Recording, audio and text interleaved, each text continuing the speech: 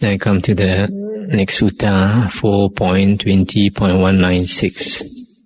On a certain occasion, the Exalted One was staying near Vesali in great wood at peak-roofed house. Now Salha the Lichavi and Abhaya the Lichavi came to visit the Exalted One, and on coming to him, saluted him and sat down at one side. So seated, Salha the Lichavi said this to the Exalted One: There are some recluses and Brahmins, Lord, who proclaim a twofold crossing of the flood, namely the way made by purity of morals and that made by self-mortification. What says the Exalted One about this, Lord? I do indeed say, Salha, that purity of morals is a factor of recluseship. Those recluses and Brahmins who uphold self-mortification, who make self-mortification essential, who remain clinging to self-mortification, they are incapable of crossing the flood. Moreover, Salha, those recluses and Brahmins who practice impurity of body, speech and mind, who live in impurity, they are incapable of knowledge and insight, of the enlightenment that is unsurpassed. I'll just stop here for a moment. Here you see just now what I was saying about purity of body, speech and mind. The Buddha is saying here, if you have impurity of body, speech and mind, you are incapable of knowledge and insight of the enlightenment that is unsurpassed. Then the Buddha said, suppose a man, Salha, desirous of crossing a river, takes a sharp axe and enters the jungle. There he sees a mighty sal tree, straight up, crooked, and young, not of crooked growth. He cuts it down at the root. Having done so, he lops it at the top, and having lopped it at the top, clears off branches and twigs and makes it clean. Having done so, he chips it roughly with axes. Having chipped it with axes, he does so with knives. Having done that, he smooths it with a scraper. After that, he smooths it with a rock ball, and then brings it down to the river. What do you think, Salha? Is that man capable of crossing the river? Not so, Lord. What is the cause of that? Why, Lord, that sal tree log, though well worked outside, is not cleaned out inside. This is to be expected of it. The log will sink. The man comes to misfortune and destruction. Well, Salha, just in the same way, those recluses and Brahmins who uphold self-mortification, who make self-mortification essential, who cling to self-mortification, are incapable of crossing the flood. Moreover, Salha, those recluses and Brahmins who practice impurity of body, speech and mind, who live in impurity, they are incapable of knowledge and insight, of the enlightenment which is unsurpassed. But on the other hand, those recluses and Brahmins who do not these things, but live purely, are capable of knowledge and insight, of the enlightenment which is unsurpassed. I'll just stop here for a while. The Buddha is giving an example about a man trying to make a boat out of a log, but he carves the outside of the tree. He doesn't work on the inside of the tree. It doesn't carve the inside of the tree, carves on the outside. So similarly, self-mortification is working on the outside of the body, torturing the body, and that is not the spiritual path, not the Aryan path. But purity of body, speech and mind is purity of the three karmas, and that is purity of intention, because karma is intention. So purity of intention is purity of mind, so that is connected with the spiritual path. Then the Buddha said, but suppose a man, Salha, desirous of crossing a river, takes a sharp axe and enters the jungle. There he sees a mighty sal tree trunk, etc. And after chipping it with knives, he takes a chisel and cleans out the inside till it is thoroughly hollowed out. Then he takes a scraper and scrapes it and smooths it with a rock ball. When he has done this, he makes a boat of it, fastens on oars and rudder, and finally brings down the boat to the river. What do you think, Salha? Is that man capable of crossing the river? Yes, he is, Lord. What is the cause of that? Why, Lord, that sal tree log is well worked outside and thoroughly cleaned out inside, made into a boat and fitted with oars and rudder. This is to be expected of it. The boat will not sink, and the man will reach the shore in safety. Well, Salha, just in the same way, those recluses and Brahmins who are not upholders of self-mortification, who live not clinging to self-mortification, are capable of crossing the flood.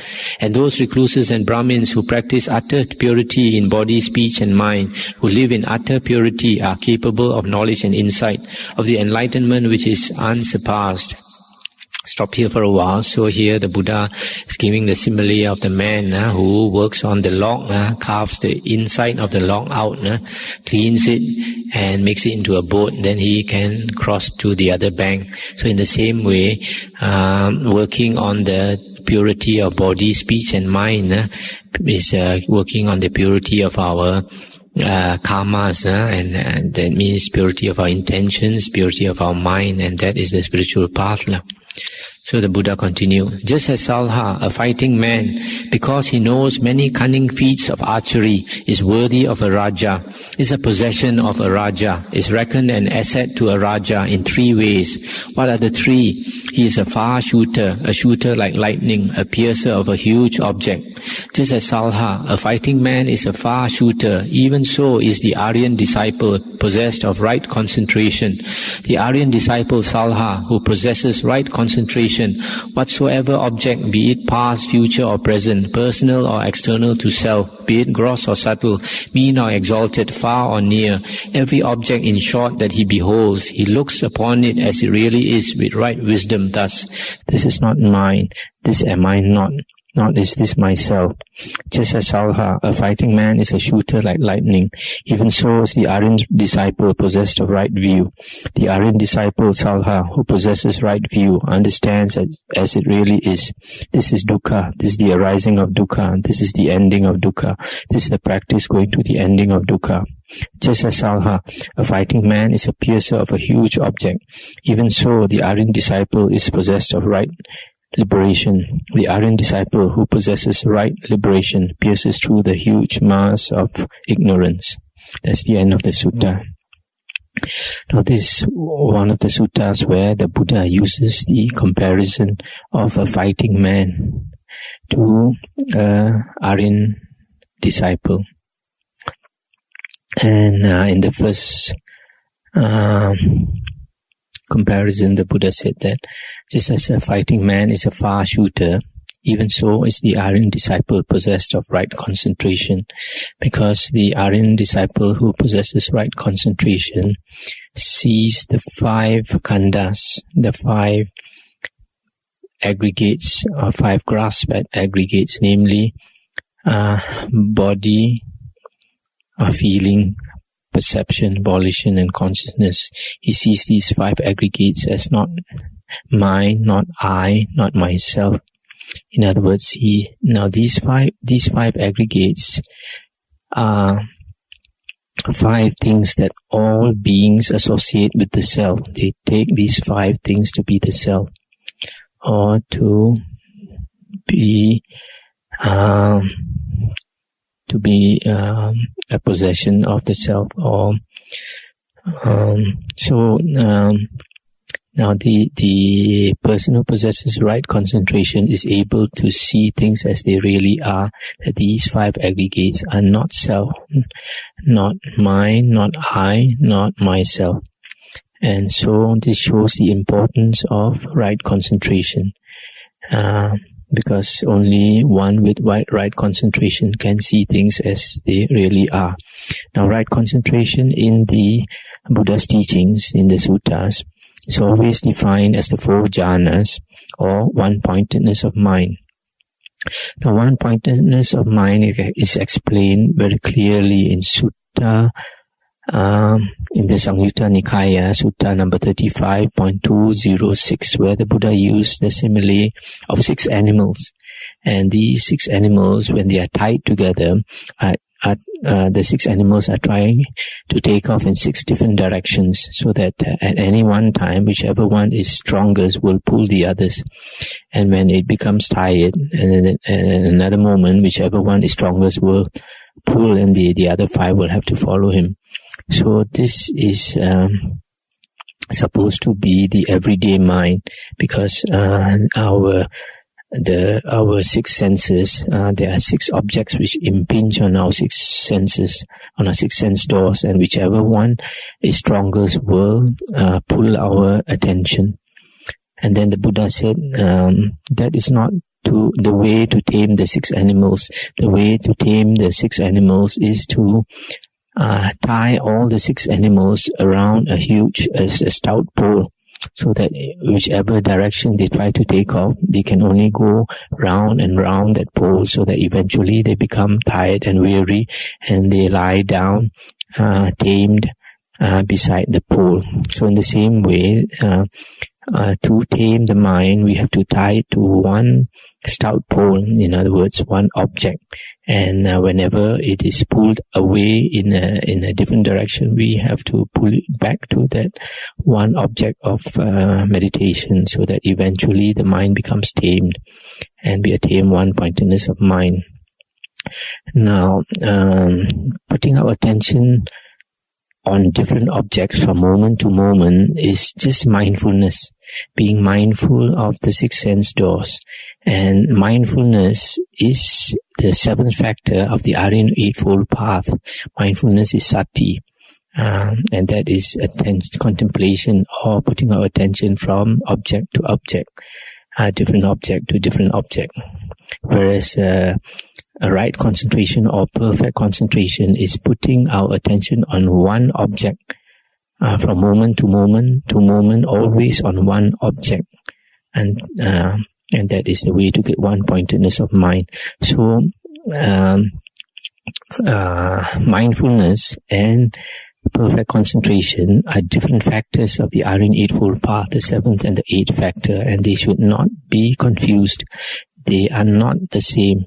And this is very important that we bear this in mind, because some people confuse right concentration with mindfulness. They think that concentration is putting our attention from object to different object from moment to moment. But this is clearly not so, as explained in the Samyutta Nikaya 35.206. Now the second comparison is just like the fighting man is a shooter like lightning, even so is the Aryan disciple possessed of right view, because the Aryan the disciple who possesses right view understands as it really is the four Aryan truths about dukkha, ill or suffering. And so you can see that the person with right view who understands the four Aryan truths is an Arya.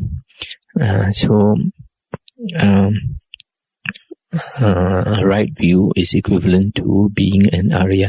And according to Anguttara Nikaya 2.11.9, there are only two conditions for attaining right view, namely listening to the teachings and having proper attention, yoniso manasikara. So from here you can see that the way to attain right view and hence stream entry is by listening to the suttas with proper attention. And there's another sutta which confirms this, namely Samyutta Nikaya 46.4.8, where the Buddha said that when a person listens to the suttas or Dhamma with proper attention, at that moment the five hindrances exist not, and the seven bojjhanga, factors of enlightenment, go to completion. Now these two things, the five hindrances not existing at that moment and the seven bojjhanga being completed, are the conditions for attaining Aryahood. So, which means that listening to the suttas with proper attention is the way to attain stream entry. Again, in Anguttara Nikaya 3.85, the Buddha said the Sotapanna and the Sakadagami have perfect sila. There is no mention of concentration, which is necessary for the Anagami and the Arahant. So again, you see that concentration is not necessary for Sotapanna. And then in Samyutta Nikaya 55.1.2, the Sotapanna has confidence in the Buddha, Dhamma and Sangha, and he possesses pure sila or pure moral conduct. These are the characteristics of a stream enterer, Sotapanna. Then finally we see that in the suttas and Vinaya, the persons who attain stream entry always seem to do so when they listen to the suttas, just as we have them today, just as we listen to them today.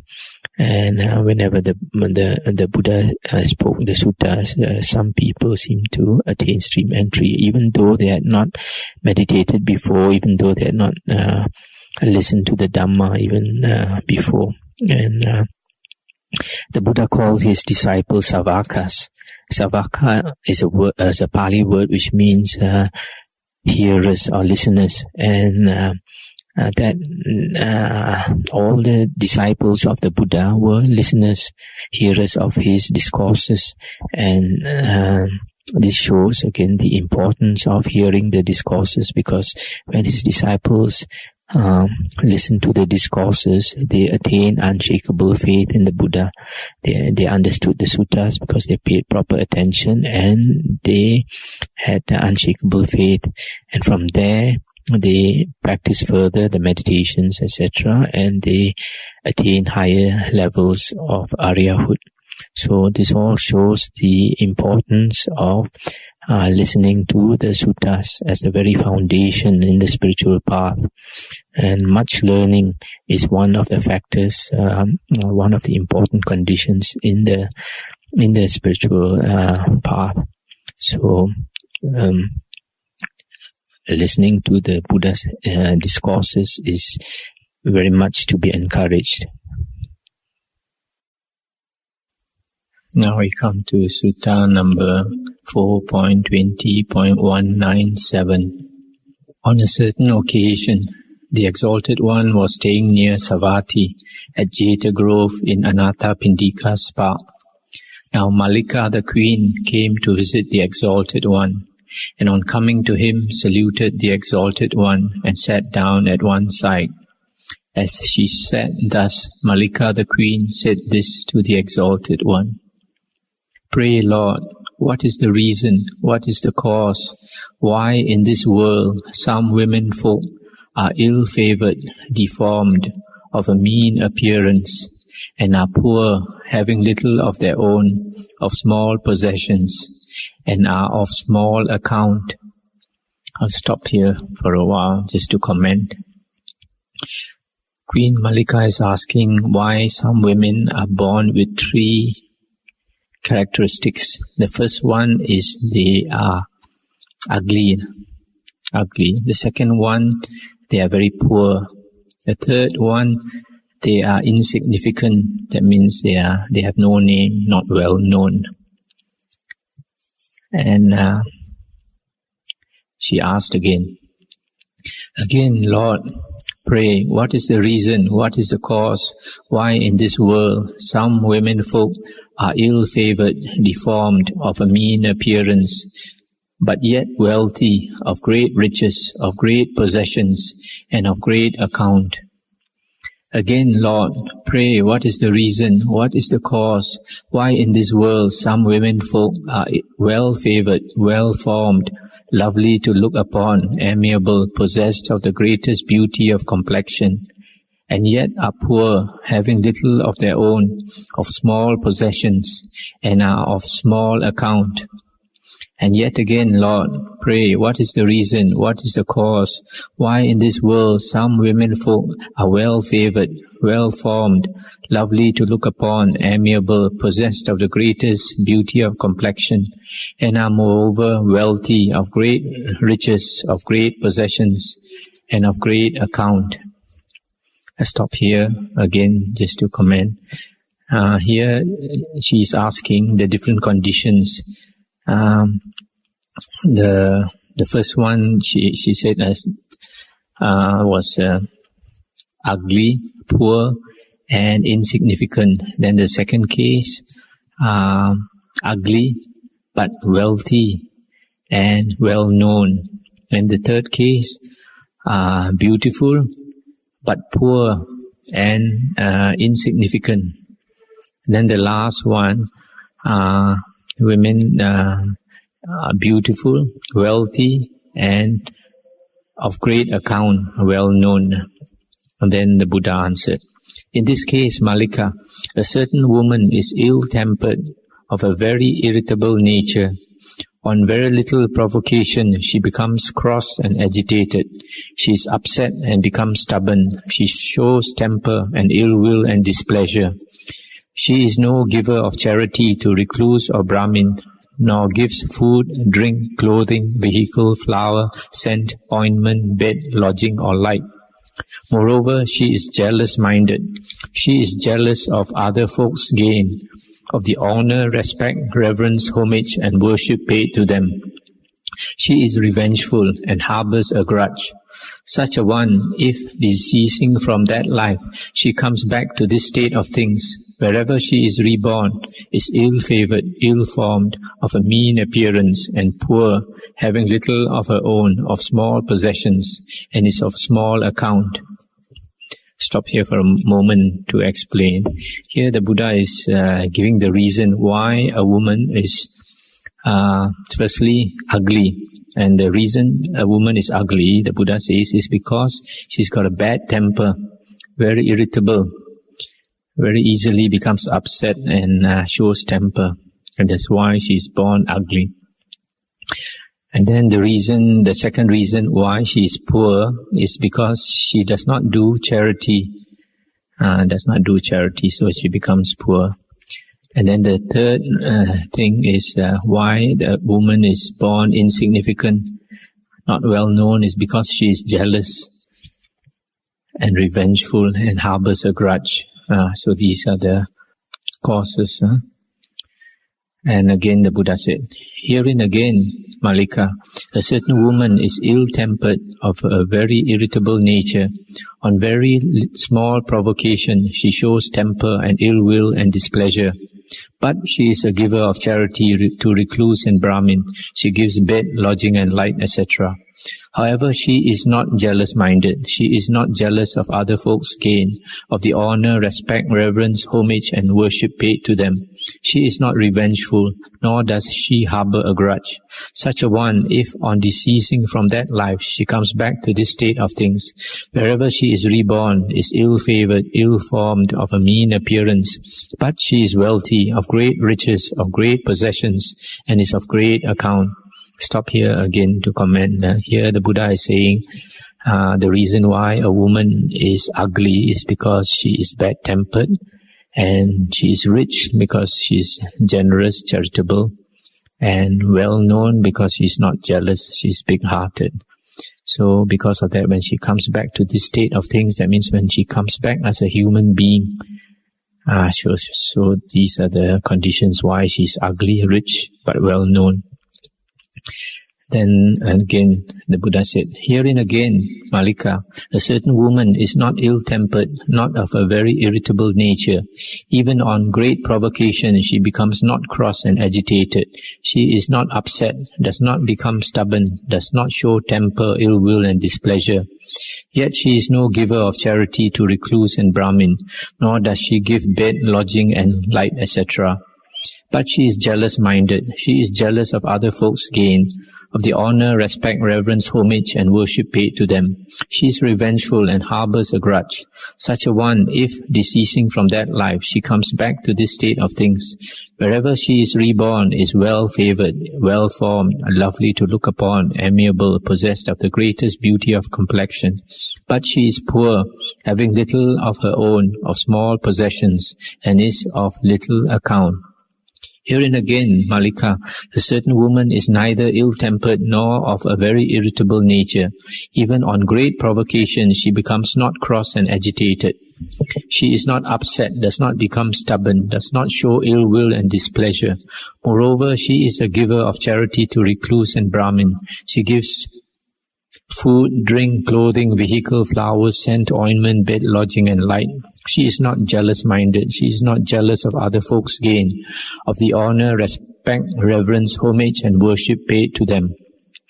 She is not revengeful, nor does she harbor a grudge. Such a one, deceasing from that life and coming back to this state of things, wherever she is born, is well-favored, well-formed, lovely to look upon, amiable, possessed of the greatest beauty of complexion. She is wealthy, of great riches, of great possessions, and is of great account. Now, Malika, these are the reasons and causes why a certain woman is ill-favored, of mean appearance and poor, and of small account. Then, ill-favored, of mean appearance but wealthy, of great account. Then, well-favored, beautiful but poor, and of small account. Then, well-favored, beautiful, wealthy, and of great account. At these words, Queen Malika said this to the Exalted One.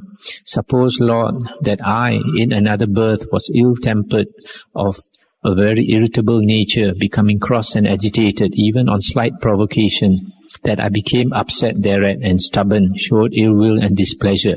That same I might now be ill-favored, ill-formed, and of mean appearance. Suppose, Lord, that in another birth I gave gifts of charity to recluse and Brahmin, bed, lodging, and light. That same I now might be wealthy, of great riches, of great possessions.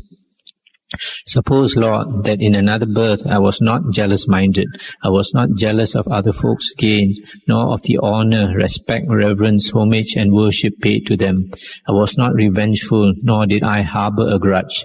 That same I am now of great account. Now again, Lord, in this Raja's family, there are maids of the nobles, maids of the Brahmins, and of the householders too. Over them I hold supremacy. Lord, from this day forth, I will indeed become good-tempered, not irritable. Even on great provocation, I will not become upset nor stubborn. I will not show ill will nor displeasure. I will give to recluse and Brahmin food and drink, bed and lodging and light. I will not become jealous-minded. I will not be jealous of other folks' gain, nor of the honor, respect, reverence, homage, and worship paid to them. I will not be revengeful, nor will I harbor a grudge. It is wonderful, Lord. It is marvelous, Lord. Lord, may the Exalted One accept me as a lay disciple from this day forth, so long as life may last, as one who has gone to Him for refuge. It's the end of the sutta. So you see, these are the conditions. If you are a woman and you want to be born beautiful, you must be good-tempered. If you want to be born rich, you must be generous, do a lot of charity. If you want to be well-known, like the Queen Malika, you must not be small-hearted, must not be jealous of others.